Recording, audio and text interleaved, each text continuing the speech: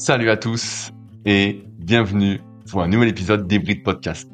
Aujourd'hui, j'ai l'immense plaisir de vous partager ma conversation avec Jérôme Vollerin, actuel préparateur physique de Manon Fiorot et d'Axel Sola, mais pas que, combattant UFC. Toujours dans l'optique de devenir un véritable athlète, Jérôme me partage sa vision de l'entraînement et de comment il essaie de concilier le développement des diverses qualités physiques. Je vous préviens, c'est un épisode exceptionnel. Mais avant de commencer, si vous ne me connaissez pas, je suis Rudy Koya, formateur, auteur et coach depuis près de 20 ans. Je suis surtout connu pour avoir fondé le site Super Physique, à destination des pratiquants de musculation sans dopage, il y a maintenant près de 15 ans. J'ai toujours cherché des réponses à mes questions, et ce podcast est pour moi l'occasion de vous partager ces réponses à travers des discussions avec des personnes qui m'intéressent. Vous ne retrouverez donc pas de questions futiles, mais des vraies questions que je me pose.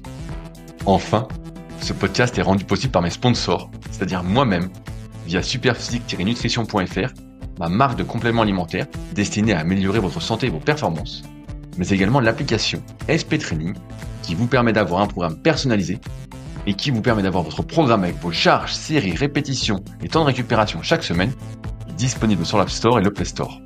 C'est maintenant l'heure de se régaler. Salut Jérôme, comment vas-tu ? Je vais très bien, Rudy. Merci de me recevoir aujourd'hui. Je suis très content d'être avec toi. Écoute, j'ai envie de dire, c'est le plaisir est pour moi, étant donné que tu es préparateur physique en MMA et notamment préparateur physique de Manon Fiorot, mais pas que. Et tu vas nous expliquer pourquoi. Mais avant qu'on parle de préparation physique en détail, je crois savoir que tu as une petite carrière de combattant. Écoute, j'ai commencé le combat très jeune. J'ai commencé le karaté à 4 ans. Ah ouais. Après, j'ai commencé le karaté à 4 ans, Kyokushinkai. Donc, j'en ai fait pendant des années et au fur et à mesure des années, j'ai eu le besoin d'aller sur d'autres domaines pour sentir un petit peu si l'art martial il était cohérent. Et donc, après, j'ai dérivé vers la boxe, le kickboxing, le jiu-jitsu brésilien avec les années. Et j'ai fini par le MMA. Et voilà, après, j'ai rencontré Aldric Cassata, qui est l'entraîneur et le head coach du Boxing Squad, avec lequel je travaille depuis maintenant presque 16 ans. Et donc, voilà, j'ai fait une petite carrière professionnelle parce que j'étais un peu trop âgé de MMA, mais ouais, j'étais combattant. J'ai combattu Bah, dans plein de disciplines pendant des années et je me suis éclaté. j'allais dire, toi, en fait, là, on est de la même génération. C'est arrivé un peu tard, la légalisation du MMA en France pour toi, quoi. Nous, on allait combattre enfin, tout sauf en France. Donc, voilà, on allait en Suède, dans d'autres, et même dans d'autres disciplines en France qui étaient un petit peu assimilées, qui s'appelaient le pancrace, où il n'y en avait pas le droit aux frappes au sol, où il y avait le droit que tout ce qui est jiu-jitsu brésilien. Mais ouais, on a été un petit peu les précurseurs et il y avait encore une génération avant moi qui ont connu encore des choses encore plus folles. Tu as commencé par le karaté. Si je dis pas de conneries, je vais pas reprononcer la spécialité du karaté que tu faisais, mais c'est la même spécialité que Georges Saint-Pierre, non? Ah, exactement, ouais. Ouais, ça a été le karaté. Alors, et après, on vient tous un peu de là. Manon est venue de là avec un karaté un petit peu différent, mais il y avait Aldric aussi vient de là. On est tous venus un petit peu du karaté au départ. Et après, on a eu besoin, si tu veux, c'est très codifié aujourd'hui le karaté. Et il y a eu des dérives pour avoir un sport, un petit peu spectacle. Et quand tu fais des arts martiaux, tu aimes bien savoir si ton art, eh ben, c'est le bon ou pas. Et au fur et à mesure que tu te confrontes un petit peu à la réalité des choses, c'est-à-dire que tu vas un petit peu faire des combats dans d'autres disciplines, tu te rends compte qu'il y a des choses à aller découvrir dans d'autres disciplines. Et comme je suis quelqu'un de curieux, je suis allé dans plein de disciplines et il y a eu des remises à zéro à chaque fois. Donc, par exemple, je suis parti sur le jiu-jitsu brésilien le jour où j'ai pris une clé de bras en compétition et que je savais pas ce que c'était le sol, alors que je pensais que j'étais compétent, tu vois, en striking et que ça allait bien. Et franchement, c'était pas mal. Et en fait, j'ai pris quelqu'un qui, hop, il est parti dans les airs, il m'a fait un truc dans les bras, je suis tombé par terre. Ça a duré 30 secondes l'histoire. Il y avait tous les copains dans les tribunes, c'était génial. Et du coup, voilà, je me suis mis au jiu-jitsu brésilien et voilà, j'ai eu ma ceinture noire de jiu-jitsu brésilien il y a 2 ans, 3 ans. Ah ouais, ah, t'es un monstre en JJB alors. Ah ouais, là, ça rigole pas Ouais. non plus. Écoute, j'adore ça et je continue à pratiquer avec passion les choses. Quand tu étais athlète, entre guillemets, ou que tu étais plus focalisé sur ta carrière d'athlète, comment Ouais. ça s'organisait ton entraînement? Est-ce que tu t'entraînais tous les jours, plusieurs fois par jour? Alors, j'avais un entraînement bi-quotidien avec un aspect physique un peu plus et un peu plus technique. Après, on en parlera sur la planification, on ira en rentrant un peu plus dans le vif du sujet. Mais oui, quoi qu'il arrive, c'était du quotidien avec des phases un peu plus élevées en préparation de combat. Avec on avait une planification qui était, on va dire, assez classique et empirique, mais qui était quand même assez intéressante et qui aujourd'hui, malgré ce qu'on retrouve dans la littérature scientifique, aujourd'hui, ça reste quand même assez important dans le MMA. Qu'est-ce qui fait que tu te diriges vers le métier justement de préparateur physique? Alors pour faire simple, hein, j'avais 16 ans, 17 ans, j'étais à fond et en fait, si tu veux, j'allais dans une salle de muscu et il y avait que des anciens qui étaient là et qui me disaient: «Ouais», et moi je dis: «Voilà, je veux être explosif, je veux être fort» et en fait, il y avait pas de prof à l'époque et le mec il me disait: «Oh non», il y en a un qui me disait: «Ouais, il faut faire ça». L'autre il me disait: «Ouais, non, pour prendre de la force, il faut soulever longtemps». L'autre il me dit en fait, si tu veux, comme je cherchais à droite à gauche comment m'entraîner et j'ai jamais trouvé la bonne réponse, il y avait toujours des j'ai voulu par moi-même, savoir et du coup, voilà, je me suis dirigé vers le STAPS et derrière j'ai commencé à vraiment avoir ce plaisir d'apprendre. La physiologie, ça m'a parlé directement. La bioméca aussi, pour moi, c'était fou parce que ça me permettait de mettre des forces, des moments, des vecteurs sur des coups. Alors, j'ai de suite fait la relation et plus le temps s'est passé et plus, c'est pas très bon, hein, mais je me suis auto préparé pour les combats mais c'était très intéressant. Avant qu'on revienne là-dessus, parce que c'est un problème un problème entre guillemets que je rencontre aussi, l'auto-coaching. Toi, tu es d'une génération comme moi où préparateur physique, en fait, c'était très peu connu. Tu vois? Ça existait pas vraiment, on pensait encore, tu vois, il y a 20 ans, ça c'est après il y a 20 ans, que, faire de la muscu, ça rendait lent et Ouais. les sports de combat où il faut être explosif.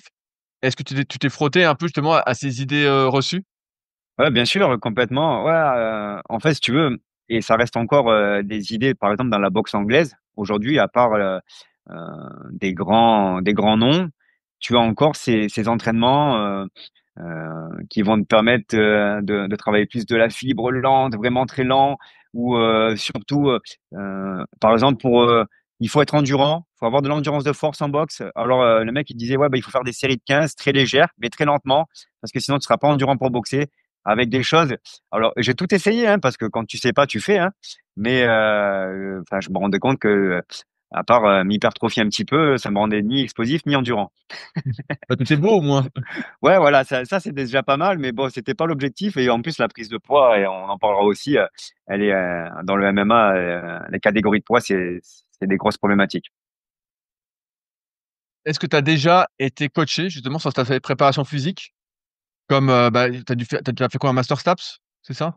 Moi j'ai un doctorat, Ah, tu as un doctorat, ouais, tu as été loin, tu as fait un doctorat sur quoi exactement? alors moi c'était l'approche psychophysiologique de la blessure, chez les sapeurs-pompiers. Ouais, Heu original, alors pourquoi ce sujet, tiens? Parce qu'en fait, j'ai été, en même temps que j'étais combattant, j'ai été, et que j'étais à la fac et je suis rentré pompier professionnel à Nice Ah ouais!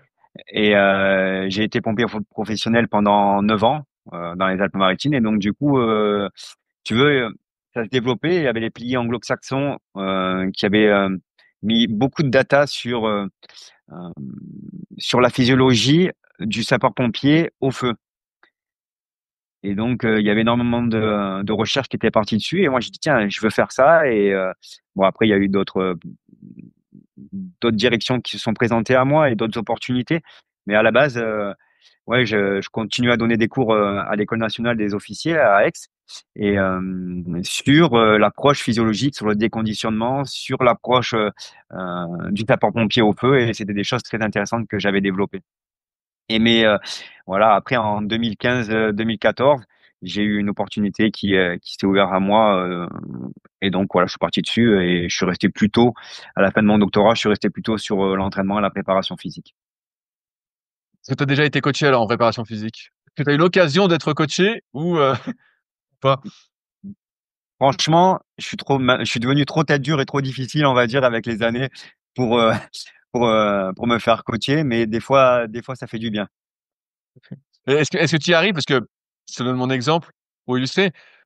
Des fois, je prends des coachings, mais en fait, comme tu essayes de comprendre ce que la personne veut te faire faire, Donc après, tu comprends la logique. Après, tu dis, bah tiens, si on faisait ci, si on faisait ça, tu vois, tu es dans le questionnement Ouais, et finalement, tu rajoutes des choses ou tu modifies et c'est plus vraiment le coaching. Est-ce que toi, tu es un peu comme ouais, ça aussi? ouais, je suis complètement comme ça. Moi, j'essaye de. Pour moi, déjà, c'est comme j'explique aux jeunes en master 2 quand je suis à la fac, je leur dis, il faut répondre à la question pourquoi. Si vous n'avez pas répondre pourquoi, c'est qu'il y a un problème quand vous vous donnez un exercice à faire. Et donc, du coup, moi, quand on me donne un exercice à faire, ouais, pourquoi on le fait? Et si le rationnel derrière, il n'est pas assez fort, j'ai du mal à le faire. C'est marrant comme certains et certaines sont attachés, tu sais, à un exercice ou à une technique.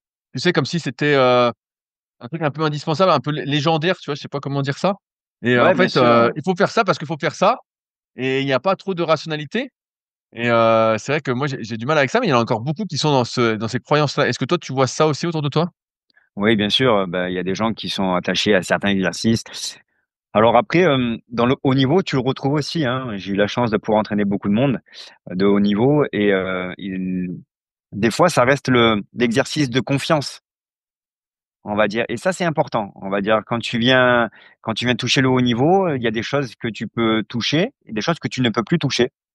Et pour les modifier, ces comportements, c'est long, mais il y a des choses où les athlètes se rattachent. Et ça, c'est important d'un point de vue psychologique. S'ils en ont besoin, ben, des fois, il faut le faire. Ah ouais, c'est exactement là où je voulais t'emmener voir. Hem, à partir de quand tu es devenu officiellement à 100 préparateur physique ou presque à 100, tu vois? En fait, j'étais déjà du coup, je m'occupais de la préparation des sapeurs-pompiers, déjà et moi, je suis devenu depuis, exactement ouais, depuis que j'ai fini mon master 2, ça veut dire, je crois que c'était 2008 ou 2009, un truc comme ça, 2007. Ouais. Ouais, donc ouais, ça fait presque 20 ans que non, un peu plus, ouais, depuis, de 2010 ou 2011, un truc comme ça. Ouais, on n'est pas loin. Je me rappelle plus exactement, mais dès la licence, entraînement sportif, j'étais déjà en train de préparer les combattants. Tu parles donc on a parlé des sapeurs-pompiers, là, tu parles des combattants. Ouais. Est-ce que, avant qu'on rentre plus en détail sur la préparation physique, du combattant qui m'intéresse, particulièrement, est-ce que tu as coaché aussi dans d'autres cas? Tu as fait la préparation physique, d'autres disciplines sportives? Oui, alors moi je suis sur Monaco. En fait, je suis à World Class Monaco. C'est aujourd'hui, je suis manager là-bas. Et en fait, c'est une salle où on a l'opportunité d'avoir beaucoup de sportifs de très haut niveau, et notamment des pilotes de F4, F3, F2, F1, des Ah pilotes de super! moto. Et donc, voilà, j'ai croisé pas mal de monde. On a des tennisman et tout ça. Donc, oui, j'ai eu la chance de beaucoup travailler dans les sports mécaniques. Et j'ai trouvé beaucoup de similarités entre les sports de combat et les sports mécaniques au niveau du renforcement du rachis, au niveau du renforcement des muscles du cou. Pour moi, c'était très intéressant. Et on a travaillé là-dessus. Et il y a beaucoup de similarités par rapport à ça.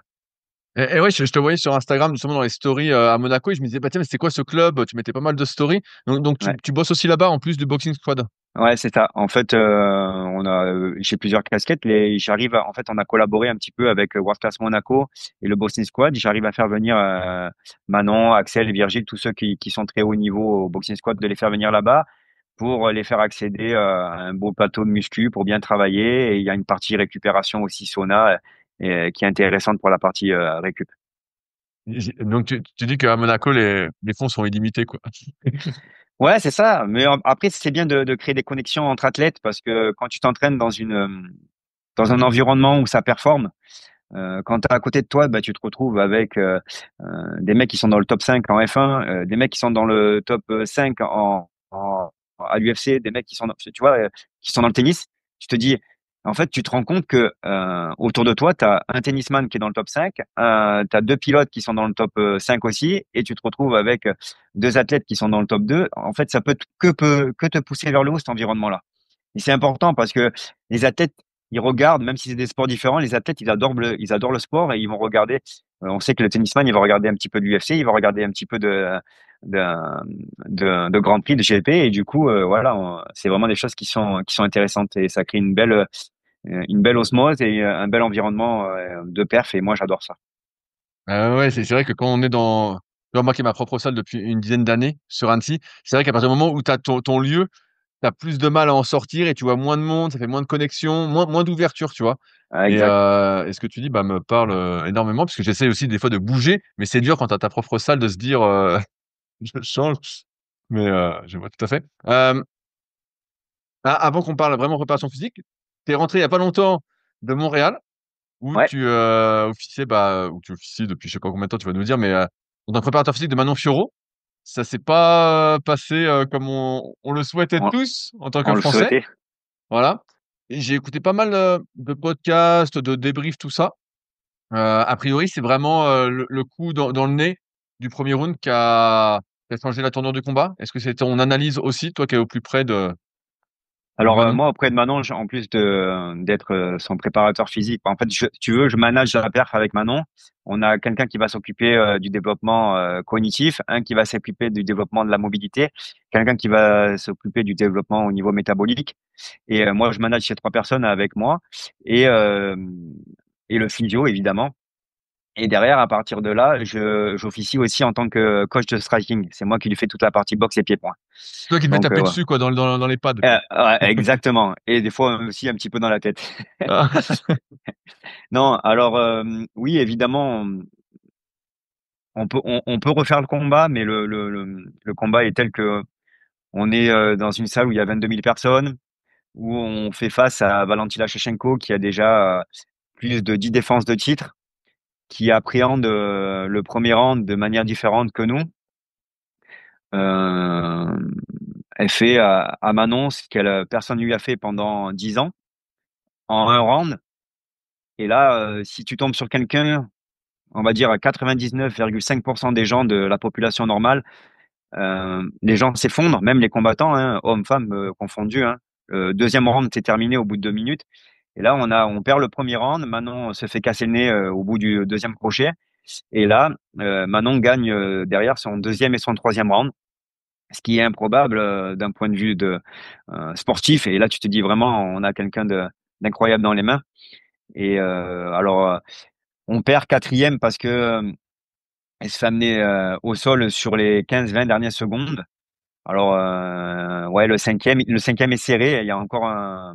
Si tu veux, en MMA, c'est noté round par round. En fait, Ouais, ouais, et puis c'est noté, il y a pas vraiment de règles bien précises de ce que je comprends. C'est un peu, en exactement. fonction des juges, c'est même Ouais. pas le nombre de coups qui a été mis, c'est un peu très subjectif.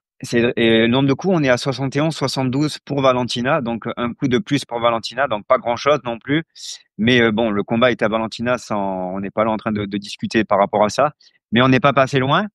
Et je pense que on va repartir rapidement et très fort.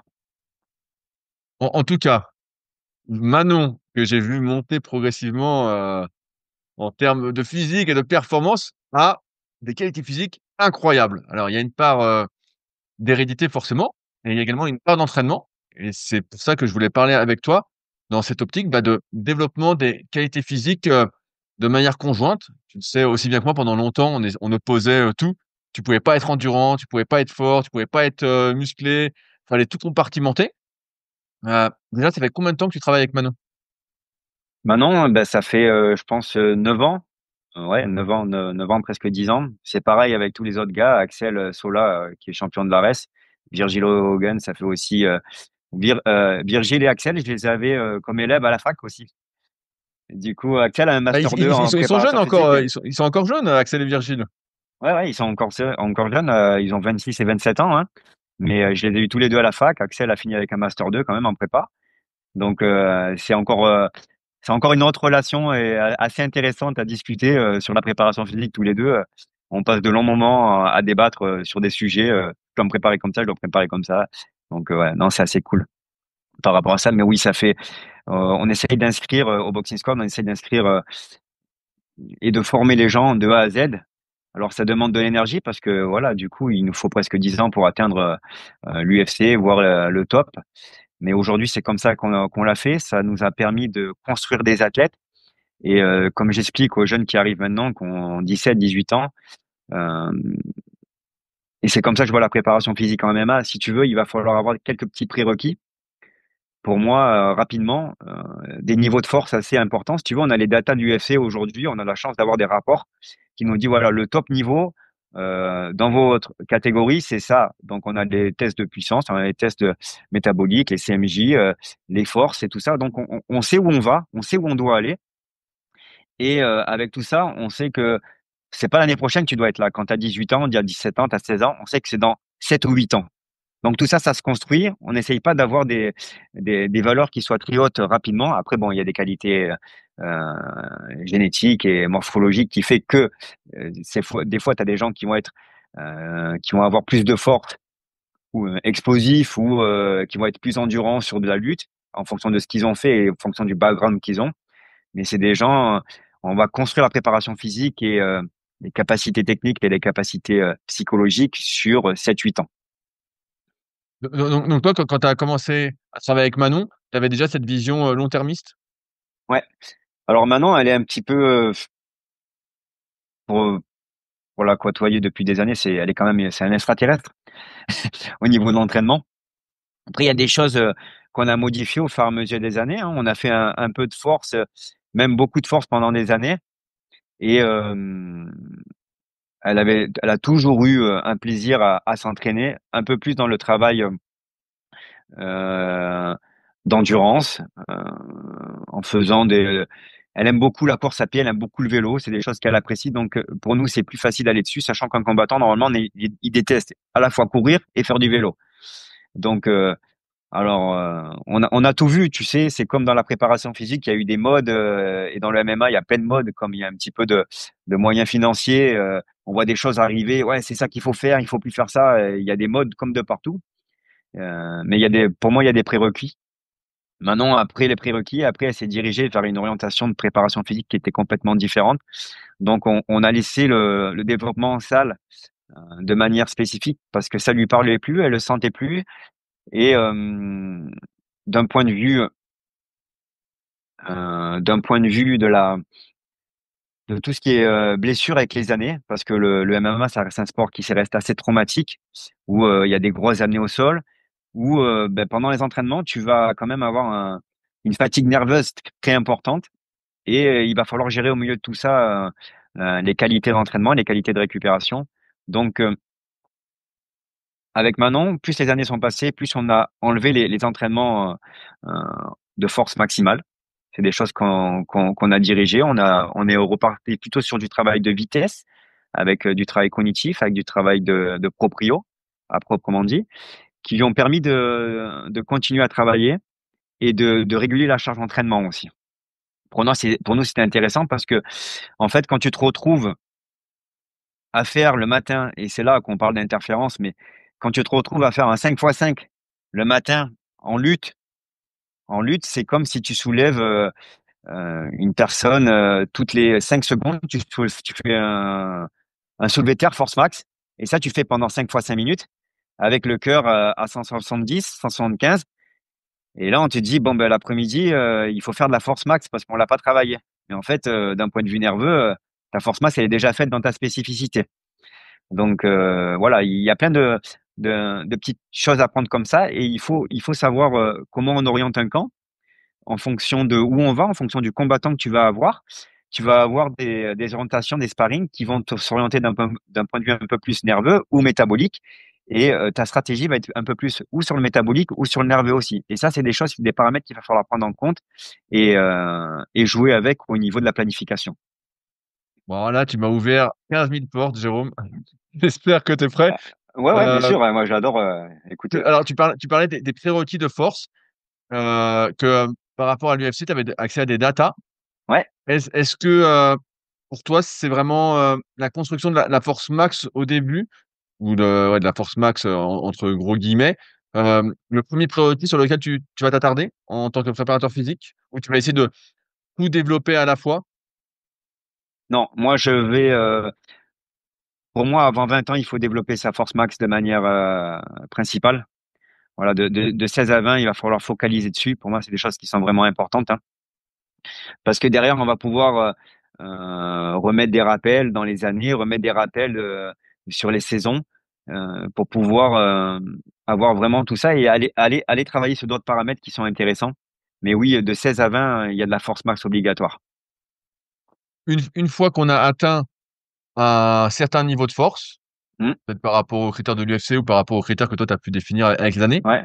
C'est quoi la suite alors après? Ben en fait, après ça va être surtout les capacités techniques qui vont nous dire où orienter, l'athlète. Je m'explique. Tu as, quelqu'un qui est très fort en striking, mais par contre en lutte, c'est ass il manque un petit peu des capacités techniques en lutte. C'est-à-dire que c'est, pendant le combat, durant le combat, ses capacités physiques vont diminuer sur ses phases de lutte. Ces phases de lutte où tu as des forces qui vont être complètement isométriques, où tu vas avoir des phases qui sont complètement statiques, avec, des tensions qui vont être, sur l'isométrie maximale ou totale. Donc ça, c'est des choses qui vont falloir travailler et donc là, il y a plus besoin en fait, si tu as quelqu'un qui sait striker déjà, tu as plus be d'explosivité, il y en a un petit peu moins besoin. Mais par contre, il va falloir commencer à réfléchir à comment travailler, ses capacités physiques en fonction de ses capacités techniques. Donc cet athlète, on va l'orienter sur du travail, heu, de spécifique sur la lutte, qui va nous permettre d'améliorer en fonction des angles de travail, en fonction, des positions qu'il a besoin de travailler et là, on va travailler sur des capacités d'iso, sur des capacités de force, mais qui vont être spécifiques à certains angles. Tu sais, il y a un peu, 2 camps, et je les oppose pour le podcast. Il y en a qui disent que tu dois tout miser sur tes points forts et d'autres essayer de rattraper, tes points faibles.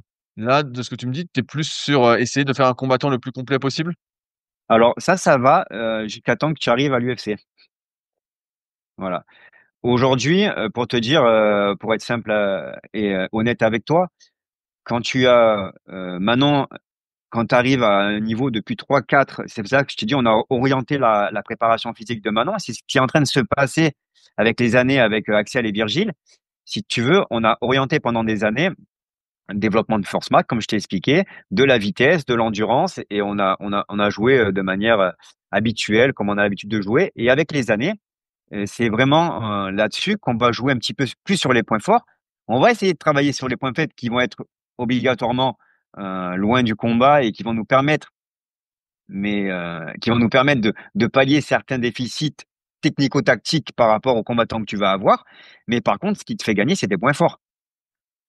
Donc on va les renforcer, sans oublier le reste évidemment, mais on va continuer. Plus tu montes en niveau, plus tu travailles sur tes points forts. OK, je vois tout à fait. Tu parlais, d'entraînement cognitif. Qu'est-ce que Ouais. c'est l'entraînement cognitif? Alors c'est, Jean Valère, Dermar qui travaillait avec, une équipe de France de snowboard à l'époque, qui a pris, Manon en charge et c'est là-dessus, qu'on a travaillé. Donc c'est ce qu'on voit un petit peu aujourd'hui, dans l'air du temps où on voit du travail de réaction. Alors moi, j'ai mon avis dessus, heu, Bah, dis-moi tout. alors moi, je pense que la double tâche, elle est difficile pour le corps humain. Bien sûr. Donc pour avoir une double tâche, il faut que on le sait très bien et ça les neuroscientifiques, les neurosciences qui nous l'ont montré. On sait que pour arriver à faire 2 tâches, il faut qu'une elle soit bien ancrée. Donc ça, avec Manon, pour, l'avoir fait de manière, avec des tests assez spécifiques, je suis capable de lui faire, une séance de pads pendant qu'elle est en train de réciter des chiffres derrière, qu'on lui est en train de lui donner. Donc on a des capacités, qui sont complètement ancrées sur des gestes qui sont spécifiques. Après, aller travailler, aller toucher des lumières. Voilà, je parle honnêtement avec toi, hein. Aller toucher des lumières, est-ce qu'on ret est-ce est-ce que c'est intéressant? Oui, non. Est-ce qu'on retouche de la spécificité? Est-ce qu'on fait travailler, le cognitif? Et est-ce que ça permet de rendre en confiance la tête? Il y a beaucoup de points d'interrogation par rapport à ça et moi je pense que si tu sors de l'ancrage, j'ai du mal à comprendre l'intérêt d'aller toucher les lumières à part la confiance de l'athlète. Ouais, ouais, bah, c'est un peu un débat. C'est pour ça que je te posais un peu la question, de ce que tu en pensais. Parce qu'on voit, des fois, c'est pas donné, ces lumières sont pas données à Ouais, c'est acheter. ça. Donc c'est vrai, tu regardes, tu dis: «Bon, est-ce que je vais avoir un vrai gain?» Tu vois? Et ce que tu citais justement, compter ou parler en même temps que tu donnes des coups, tout ça, c'est des choses dont j'avais parlé dans mon ancien podcast, Les secrets du kayak, où les gars justement, on leur donnait des multiplications à faire pendant qu'ils pagaillaient pour vraiment, rendre le geste plus automatique, tu vois? Alors Donc si tu veux, je te coupe, désolé, hein. Non, vas-y, vas-y. Au niveau des tests sur la commotion cérébrale, parce que c'est des choses que que je côtoie un petit peu avec avec les sports de combat. Du coup, en fait, il y a des tests où tu vas venir répéter des lignes de chiffres et indépendamment, c'est des tests que j'ai utilisés pour travailler en prévention. Et du coup, dans les entraînements, j'ai un athlète qui donne des chiffres qui sont mis dans ces tests.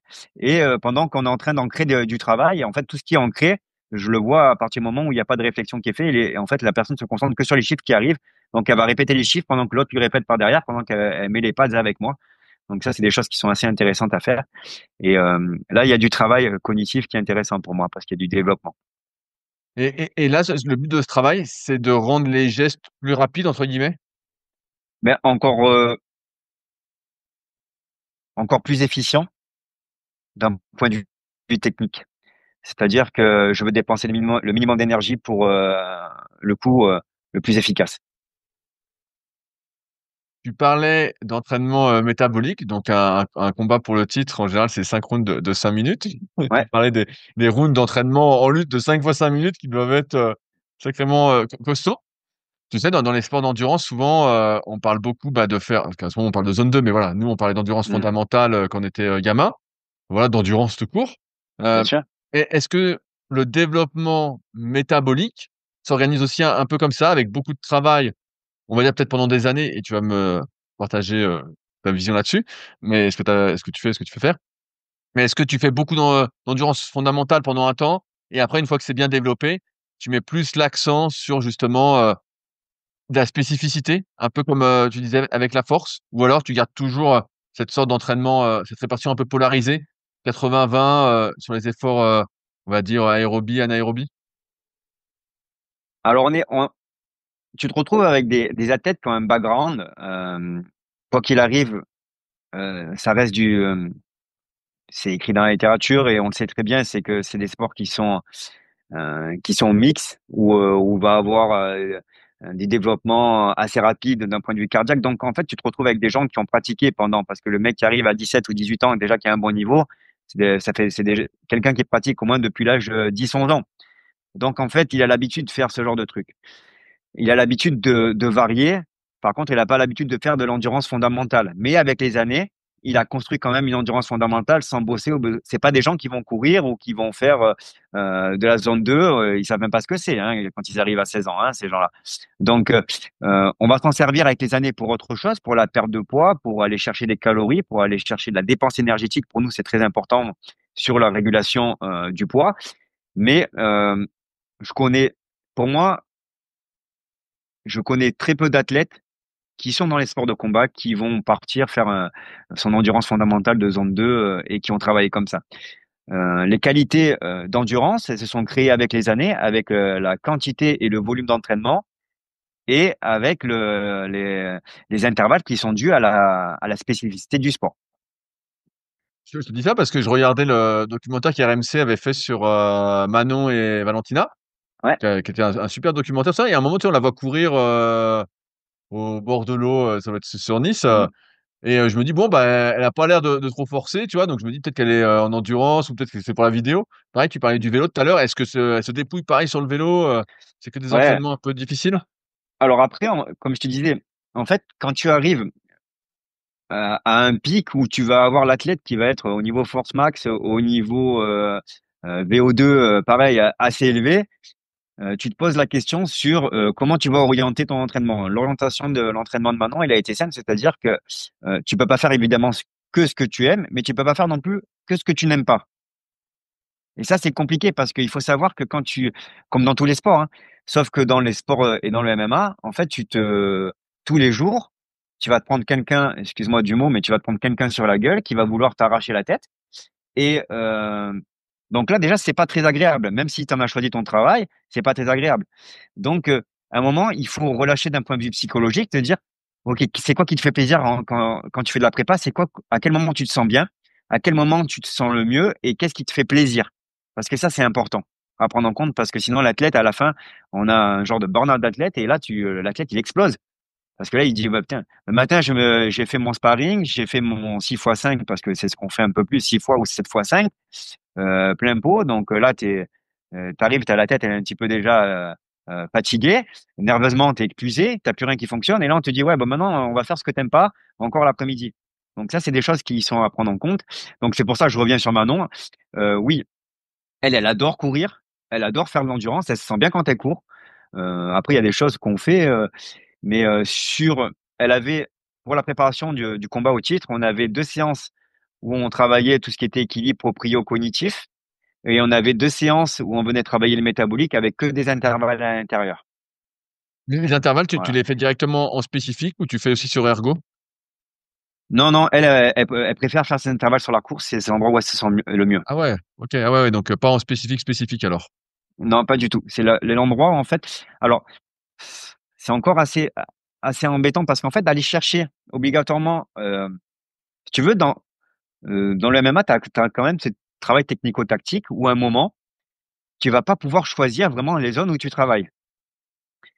C'est-à-dire qu'il va falloir poser des problèmes, il va falloir, c'est un jeu d'échecs, hein, mais tu peux pas choisir obligatoirement ton développement métabolique voilà, au bout de 2,50, tu accélères. Et en fait, non. Et surtout, c'est très accidentogène et c'est très à risque.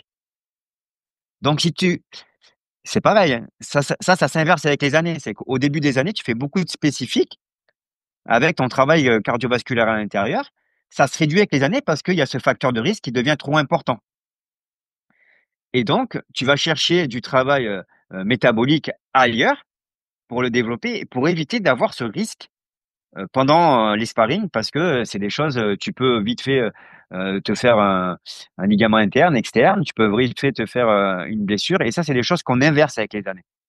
Donc, plus le temps passe, moins tu vas faire ton spécifique, euh, mais moins tu vas faire ton métabolique spécifique, on va dire, Ensemble. en sparring et plus tu vas le détacher.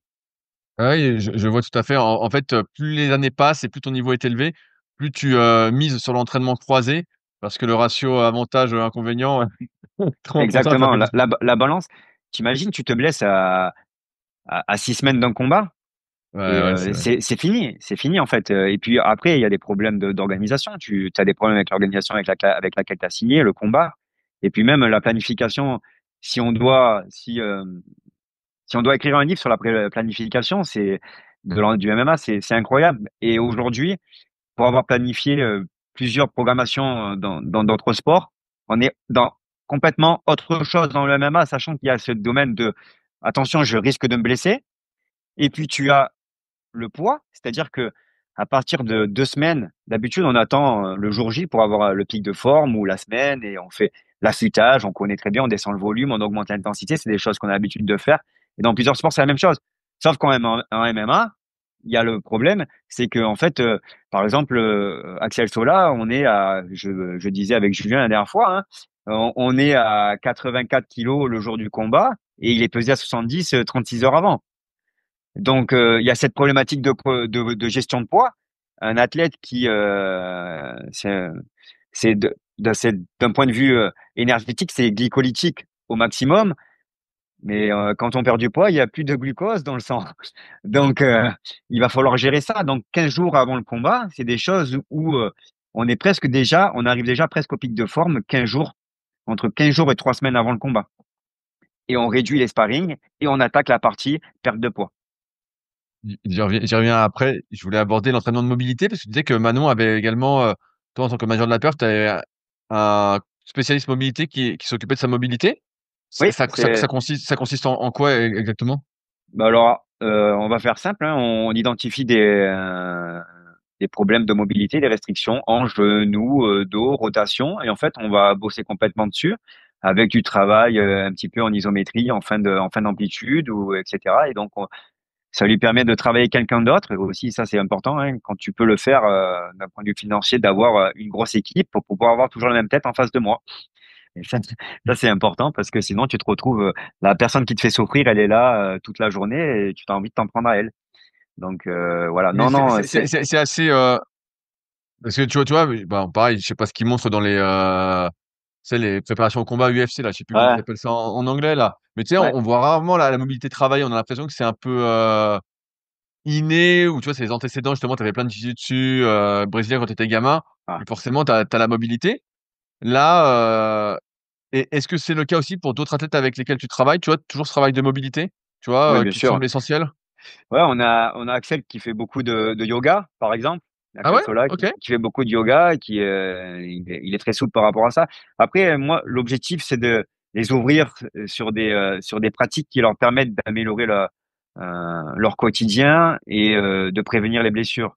Alors, on travaille avec des gens qui sont compétents par rapport à ça et c'est important d'aller travailler quand tu as quand tu des problématiques, au niveau du genou, des ménisques et tout ça, il est important d'aller travailler, sur des mobilités où il en manque et cetera. Donc on focus sur ces entraînements-là et c'est pour ça qu'on les rentre dans la planification parce que ça reste quand même de la charge.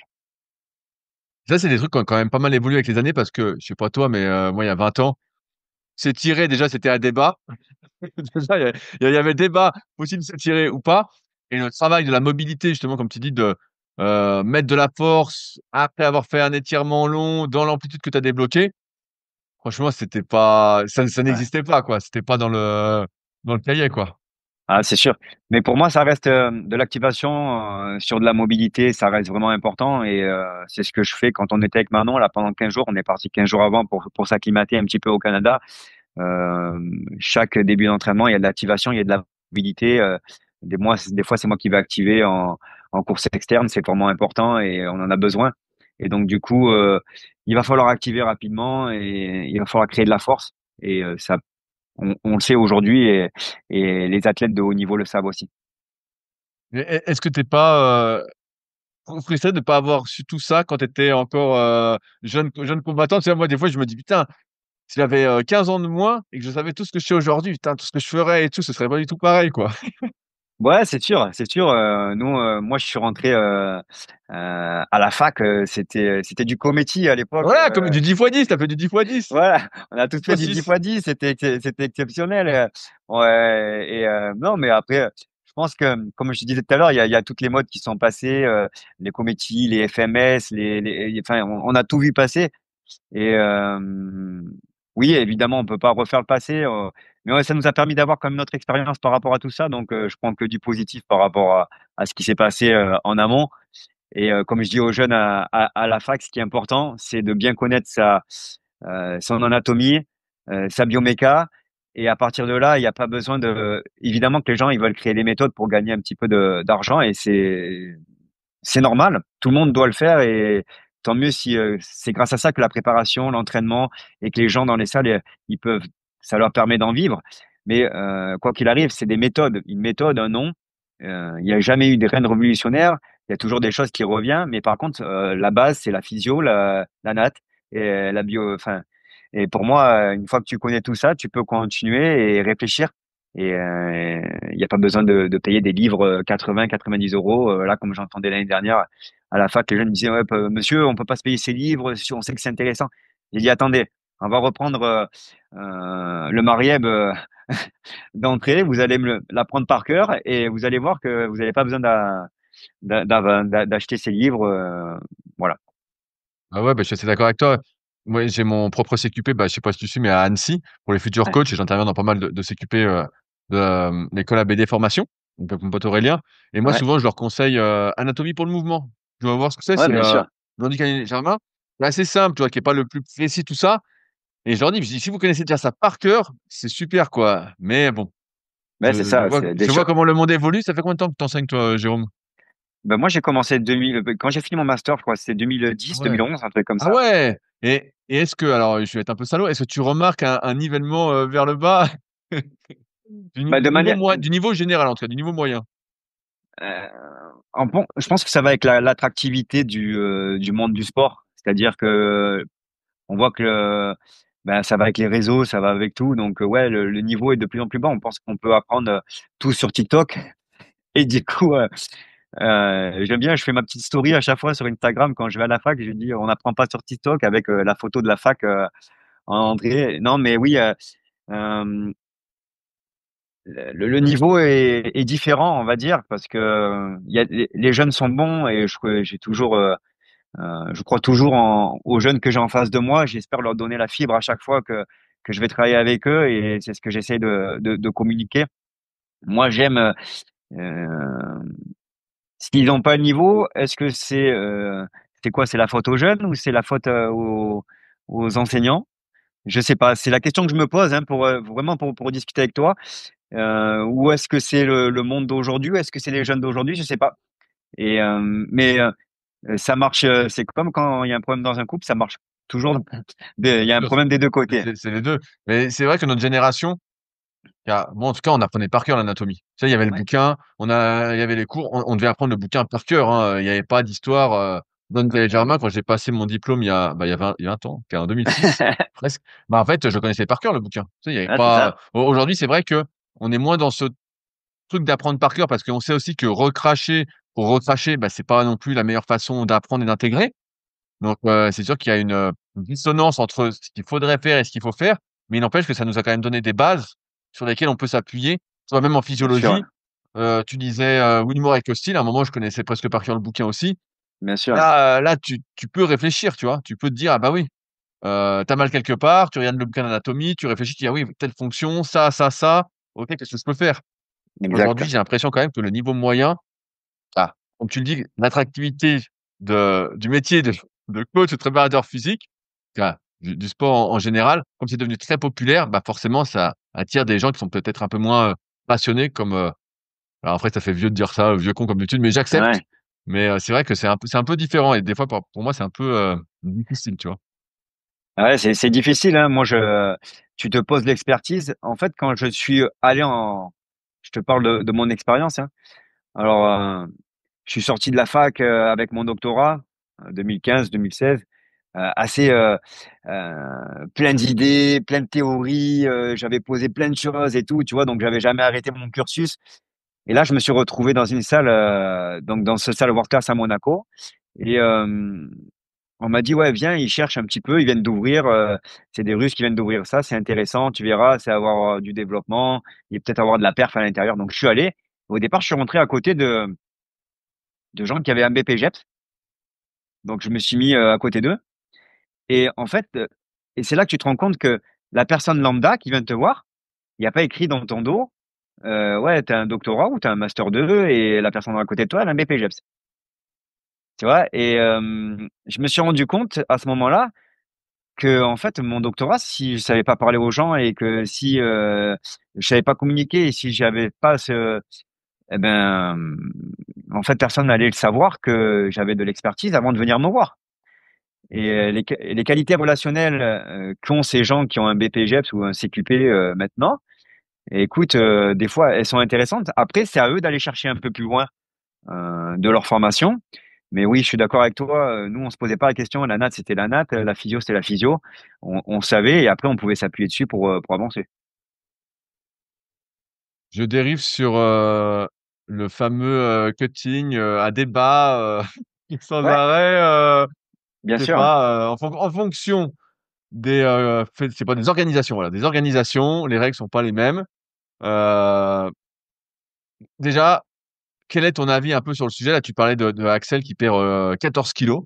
Moi, ça me Ouais. paraît, énorme. Déjà, qu'est-ce qu'on fait pour perdre 14 kilogrammes? Qu'est-ce qu'on fait concrètement? Parce qu'en plus, tu parlais de 15 jours avant, on se met, vraiment, on commence à se mettre, on va dire en déficit, tout ça et 36 heures avant, bah, j'imagine qu'on fait encore plus de choses pour Ah, descendre. ouais, je vais Dis-moi tout. t'expliquer un petit peu ça. Alors déjà, pour moi, et on le sait très bien, et c'est écrit dans la littérature, c'est mauvais pour la santé à long terme. Donc, il n'y a pas de surprise. Des grosses pertes de poids, donc ça crée des TCA, des troubles du comportement alimentaire. Chez les athlètes à catégorie de poids, c'est reconnu.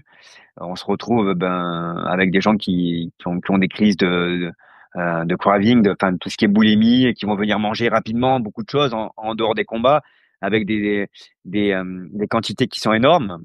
Même moi, hein, je le reconnais, hein, avec les années depuis que j'ai 15 ans, je combats, j'ai arrêté à 32, on a fait 17 ans de régime. Même si ma femme Mélanie, elle a aussi pareil un doctorat et elle a un BTS en diététique, il y a eu quand même des restrictions et le corps humain il réagit très mal d'un point de vue psychologique à ça. Donc on a ces crises qui sont difficiles à gérer.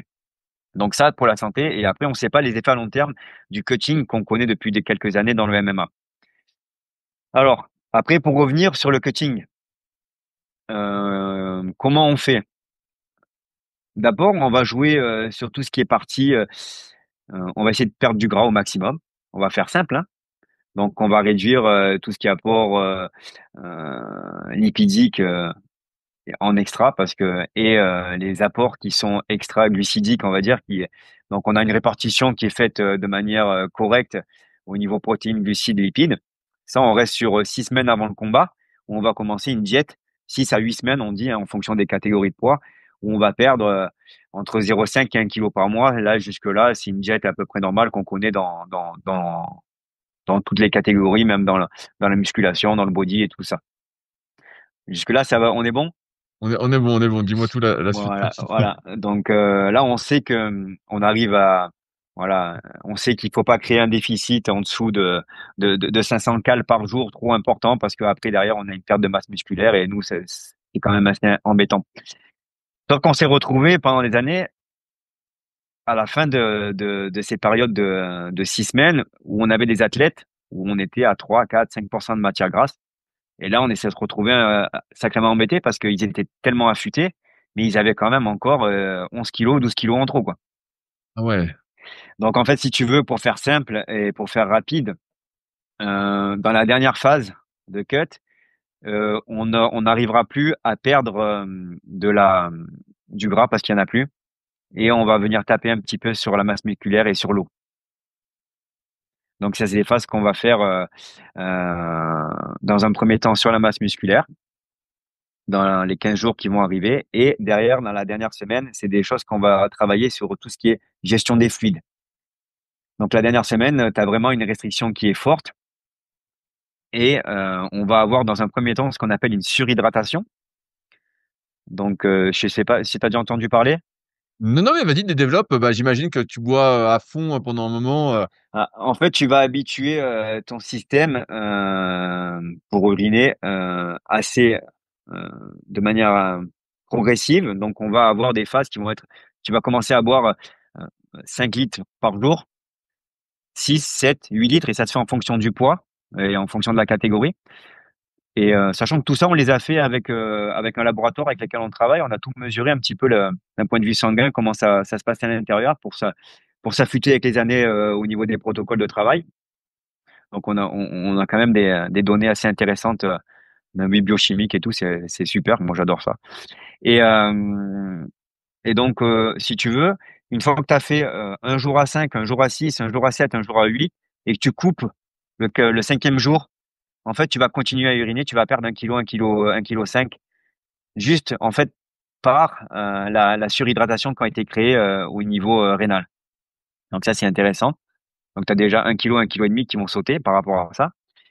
Et après, on attaque quand on arrive, sachant si le combat c'est le samedi, quand on arrive si la pesée est vendredi matin, généralement à l'UFC, c'est 36 heures avant. Donc, on arrive dans la nuit, le jeudi, ça dépend pour qui et le nombre de kilos que tu as à perdre. Tu te retrouves généralement à 6, maximum 6, 7 kilos du poids visé. C'est Donc là, tout? tu te retrouves à. Ouais, c'est tout. Sachant que sur les 5-6 derniers jours, tu n'as plus aucune énergie, tu es descendu. Même, en fait, l'UFC, ils ont l'UFC Performance Institute, c'est eux qui te donnent les repas et ils te donnent 800, 900 calories par jour. Toi, dans les, Ah t'as ouais, plus rien à ah ouais, manger. vraiment? Ah ouais. Donc là, attends, je récapitule. Donc pendant 6 semaines, tu te mets, on va dire, Une sur une restriction calorique alimentation, voilà, mais habituelle. légère. Les 15 derniers jours, donc l'avant-dernière semaine, là, tu commences à vraiment couper pour perdre même du muscle Ouais, parce que tu n'as plus de gras à perdre. Donc ouais. ton déficit est accentué. Après, tu fais Et la dans les, surhydratation. Donc là, tu pisses comme un loir. Et ouais. après, tu manges 800 cales. Donc là, tu sacrifies tout ce que tu as, quoi. Tout ce que Voilà, tu peux là, sacrifier, quoi. t'as plus rien. Donc là, t'as reperdu 2-3 kilos rapidement en 3-4 jours, là, entre la surhydrate et la déficit calorique assez important. Et derrière, donc là, on imagine que le combat c'est le samedi, on se pèse vendredi matin à 8h, 9h, comme c'est fait à l'UFC. Et là le jeudi, en fait, tu attaques ta partie cutting, ce qu'on appelle proprement dit le cutting, parce que avant nous, c'est pas du cutting, c'est la facile, la période un petit peu facile, c'est que de la restriction calorique. Donc la partie cutting, c'est de la déshydratation qui est faite à l'aide ou du sauna ou à l'aide de bains chauds et de couverture thermique. Donc ça, c'est au ressenti de l'athlète. Il y en a qui perdent plus d'eau. Il y a une capacité de perdre plus d'eau que ça soit ou dans le sauna ou dans le bain chaud. Donc après, on met on va mettre un petit peu de l'alcool, du gros sel pour aider à dilater les pores dans le bain. C'est des choses un petit peu archaïques, mais qui marchent encore. Dans le sauna, tu as ce qu'on appelle, à l'époque, ça s'appelait l'albolène. Et en fait, ça s'appelle maintenant le Sweet Sweet. C'est une marque qui a développé ça. En fait, ça te permet de dilater les pores, ça te permet de suer encore un peu plus. Comment ça s'écrit ça? Je regardais, Euh, je ex- connais pas. Sweet Sweet, je sais pas comment ça s'écrit exactement, mais je te donnerai Ouais, je veux le, bien. Ouais, je connaissais pas ça. ouais, c'est ce qui te permet de transpirer encore plus.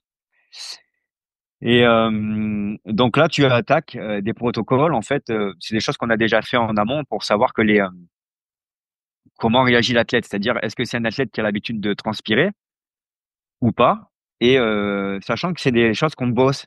Dans le mois qui précède le combat, l'athlète va au minimum 4 à 5 fois par semaine dans la thérapie chaude. Donc, il fait du sauna, il habitue ses glandes sudoripares à transpirer. Et ça, c'est des choses qu'il doit prendre l'habitude. Il doit apprendre à son corps que la transpiration, c'est normal. Donc, pour éviter qu'il crée en fait un phénomène de défense, qu'il arrête la transpiration. Et c'est ce que nous, on a très peur quand on est entraîneur, c'est qu'en fait, la sudation s'arrête quand tu es en perte de poids. Donc, il Mais a glitch. j'allais Vas-y, te dire, vas-y. c'est hyper intéressant parce que je parlais avec une fille à ma salle tout à l'heure qui transpire pas souvent, tu vois, que je Ouais, disais, c'est pas normal en fait que tu transpires pas malgré le fait que tu pédales à fond sur le vélo ou ouais, quoi.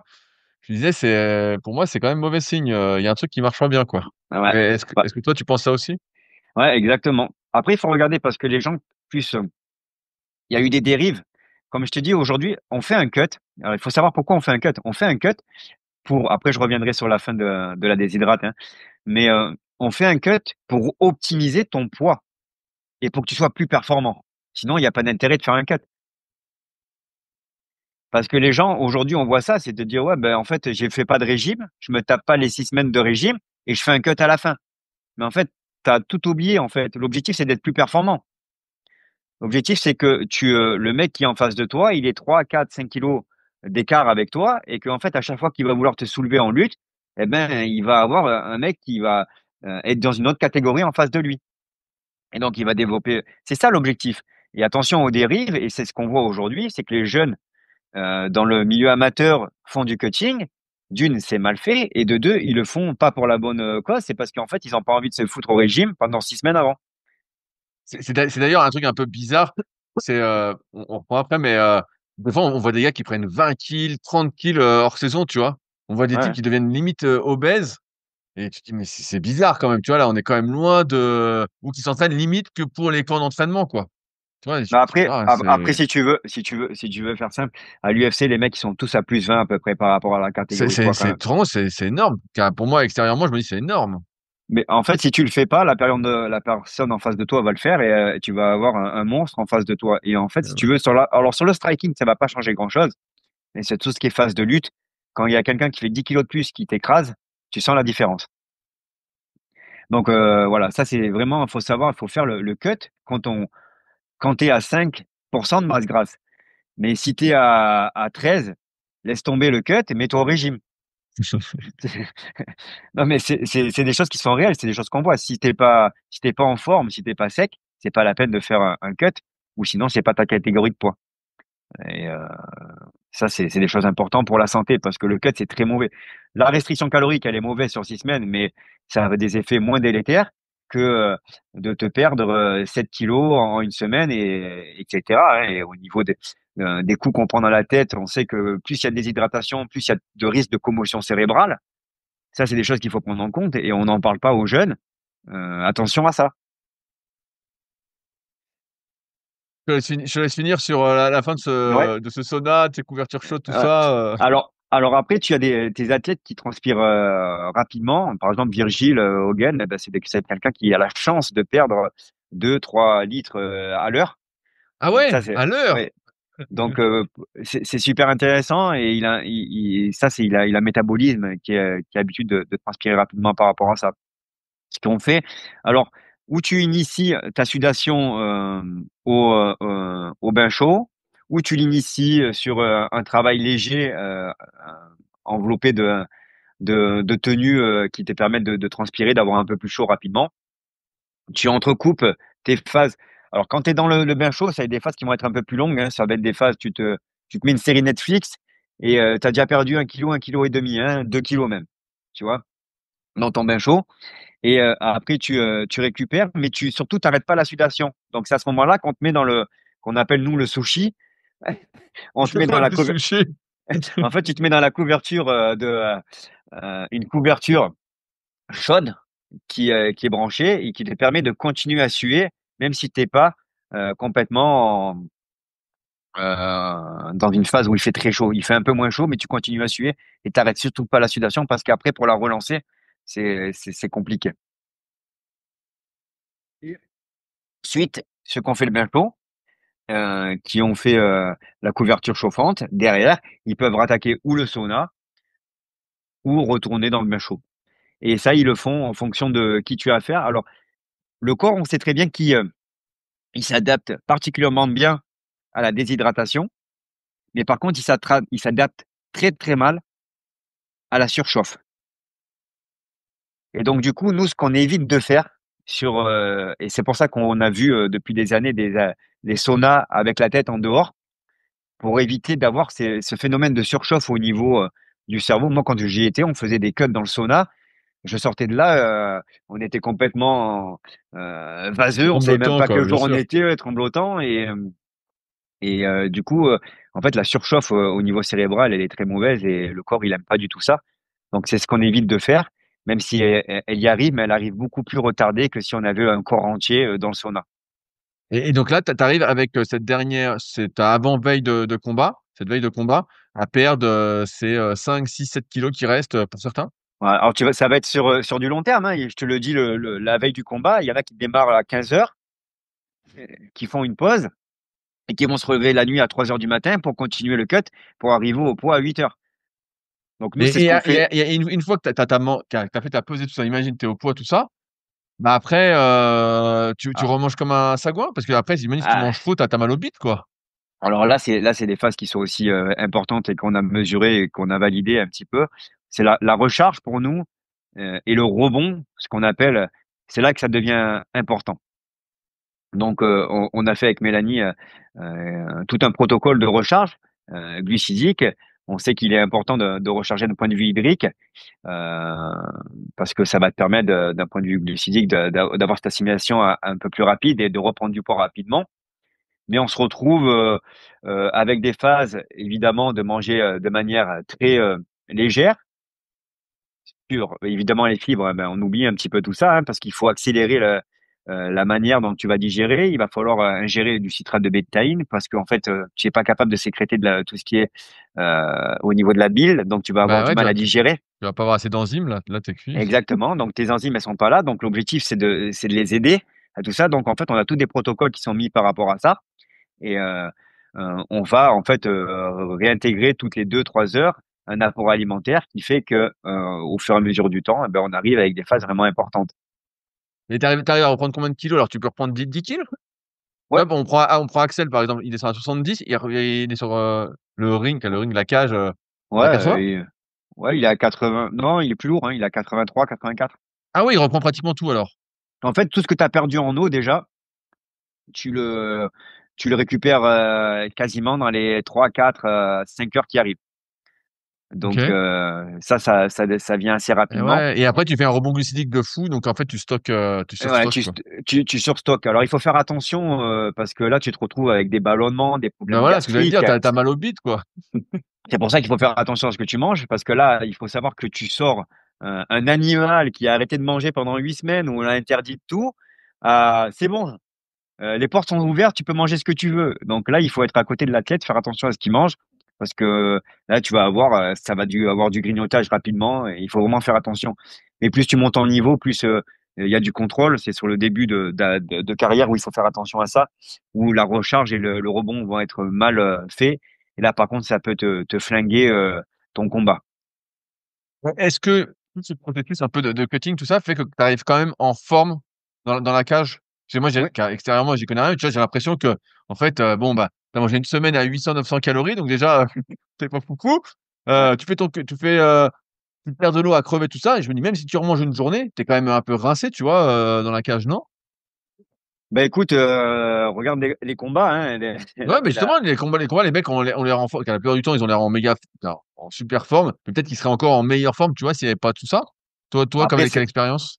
mais c'est sûr, s'il y avait pas de coaching et que chacun combattait dans sa catégorie, il y aurait pas de problème, hein. Sauf que en fait, c'est venu de, c'est le sport médiatique, hein, on y revient, hein. C'est-à-dire que nous, pour la pesée, pour, sur tous les UFC qu'on a fait, quand tu vas à la pesée, c'est déjà c'est déjà un événement. Dana White, il va vendre des tickets, les gens, ils sont Rien que devant pour la leur téléphone peser pour et tu savoir. mets ton truc comme ça là, hop, Exactement. C'est déjà un événement. C'est un événement dans l'événement. Donc on est dans le show. Après, c'est le seul sport où tu vois ça, où tu vois les gens qui perdent tant de poids. Donc ça met encore un côté mystique au sport.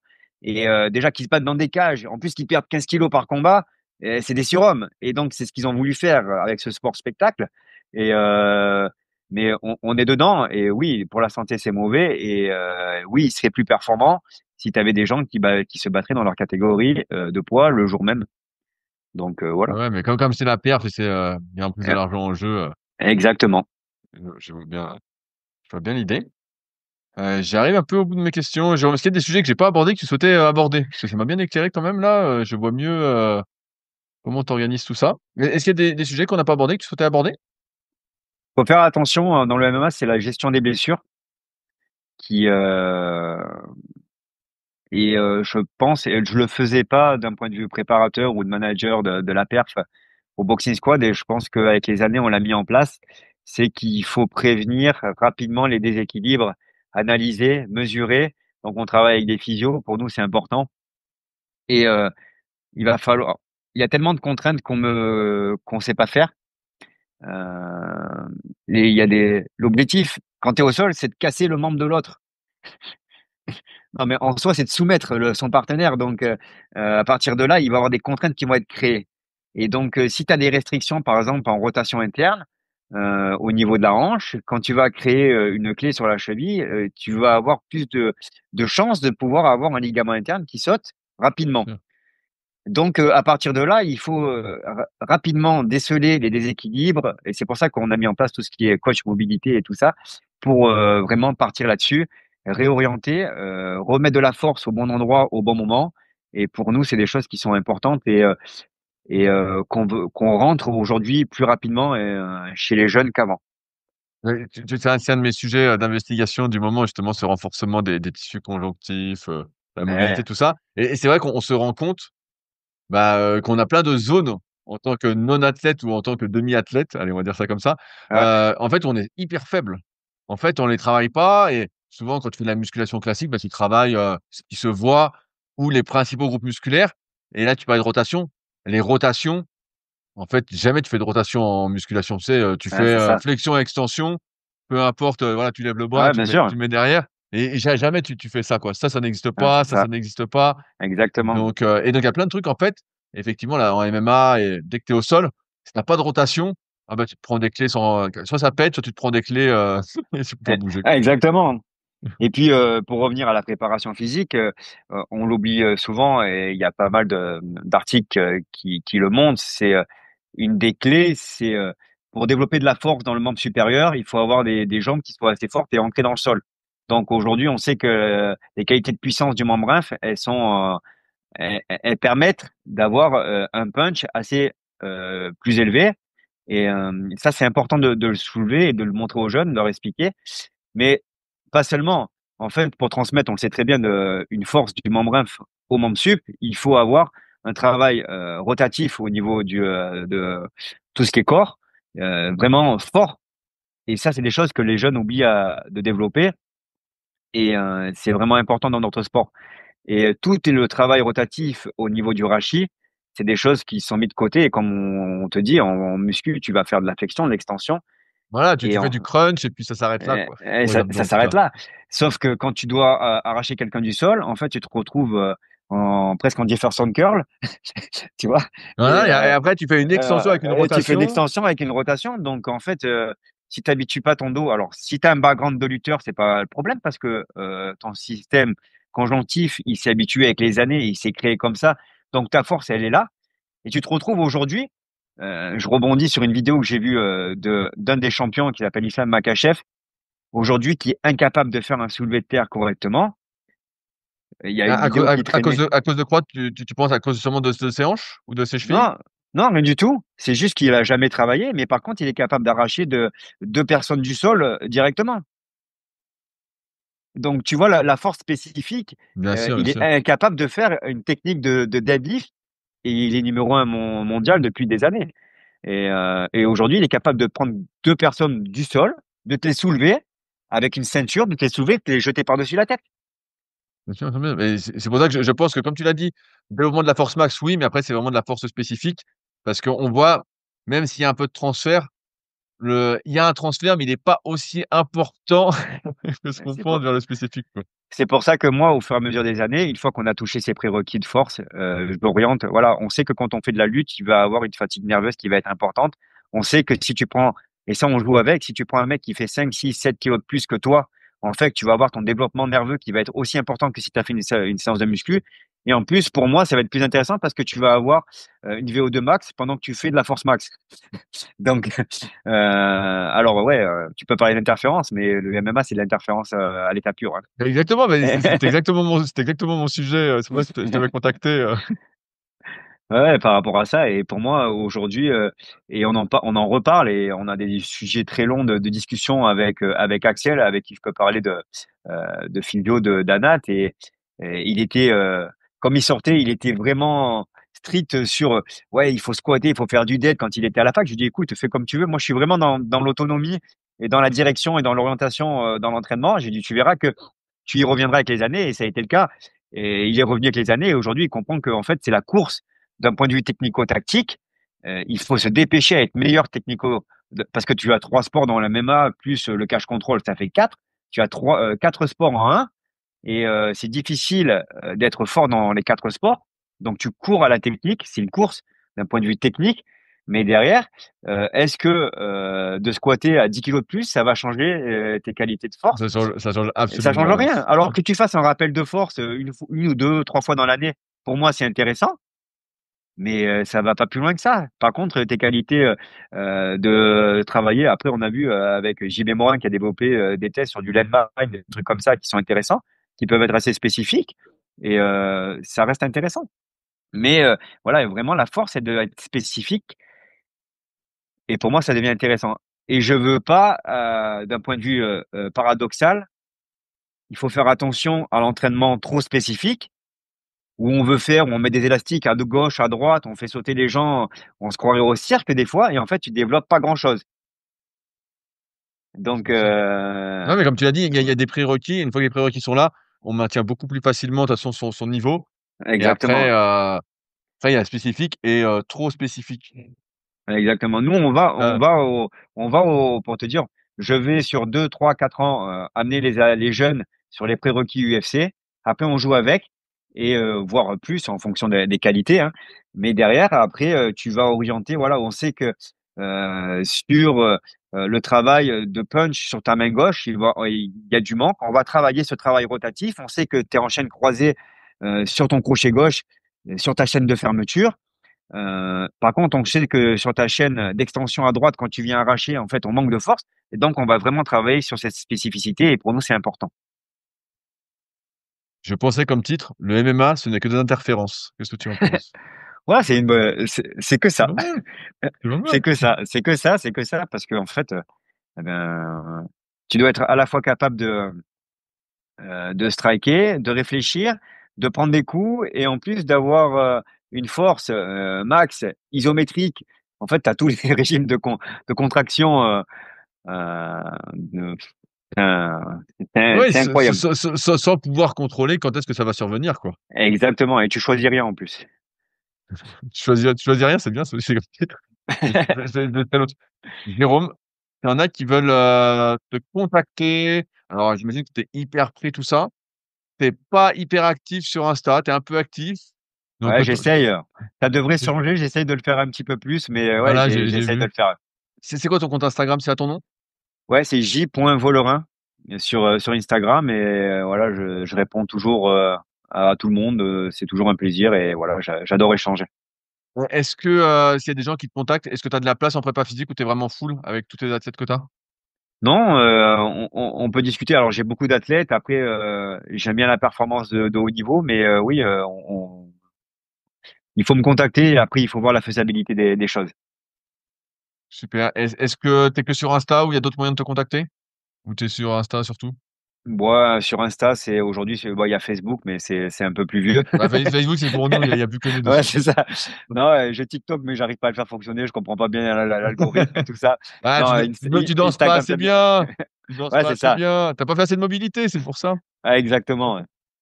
Non, Instagram, c'est bien. Aujourd'hui, je pense que c'est le canal de communication le plus simple. Et bah super. Et bah Jérôme, merci de toutes tes réponses. Ça m'a bien éclairé sur pas mal de choses. J'espère que les auditeurs auront apprécié. Et puis bah, de Bah, toute façon, écoute, je continue de suivre les aventures. Sait-on jamais qu'un jour je vienne à Nice, je viendrai faire un petit coucou de loin parce que je suis pas du tout combattant, mais je viendrai faire un petit coucou pour assister à un entraînement. Assister à un entraînement, ça me plairait bien ça. bien, avec plaisir. Je t'accueille à la fois à Monaco dans ma salle ou manager et ou au Boxing Club aussi où je fais la manager de la perf et la striking. On fera un petit cours ensemble. Ouais, bon, ça, je suis pas sûr. Mais pourquoi pas? En tout cas, je note l'invitation et pourquoi pas, ça me tente toujours bien. En tout cas, Jérôme, merci de ton temps. C'était super. J'ai enfin eu mes réponses, donc je suis content.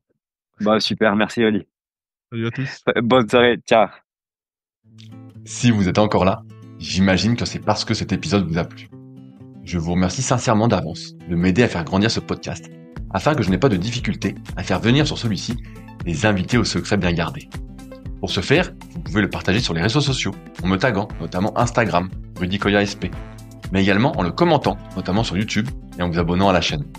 Enfin, une petite note de 5 étoiles si vous êtes sur une application de podcast, qui vous prendra moins de 10 secondes, est également très apprécié. Merci beaucoup de votre aide, c'est ensemble pour faire mieux que seul ou rien, comme depuis toujours. À très vite.